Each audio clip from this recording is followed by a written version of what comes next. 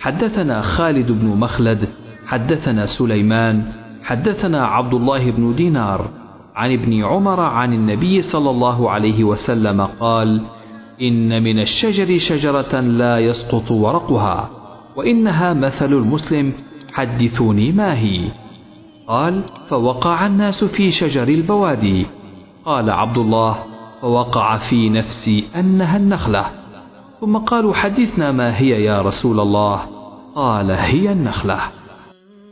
बाब इस बारे में कि उस्ताद अपने शागिर्दों का इल्म आजमाने के लिए उनसे कोई सवाल करे, यानी इम्तिहान लेने का बयान।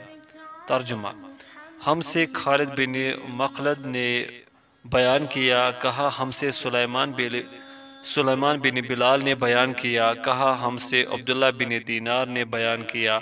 उन्होंने अब्दुल्ला बिन उमर रज़ियल्लाहु अन्हुमा से, उन्होंने हज़रत सल्लल्लाहु अलैहि वसल्लम से कि एक मरतबा आप सल्लल्लाहु अलैहि वसल्लम ने फरमाया, दरख्तों में से एक दरख्त ऐसा है कि इसके पत्ते नहीं झड़ते, और मुसलमान की भी यही मिसाल है, बतलाओ वो कौन सा दरख्त है।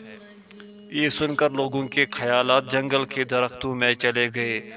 अब्दुल्ला ने कहा कि मेरे दिल में आया कि बतला दूं कि वो खजूर का दरख्त है, लेकिन वहाँ बहुत से बुज़ुर्ग मौजूद थे, इसलिए मुझको शर्म आई। आखिर सहाबा ने अर्ज़ किया, या रसूलल्लाह, आप ही बयान फरमा दीजिए। आप सल्लल्लाहु अलैहि वसल्लम ने बतलाया कि वो खजूर का दरख्त है।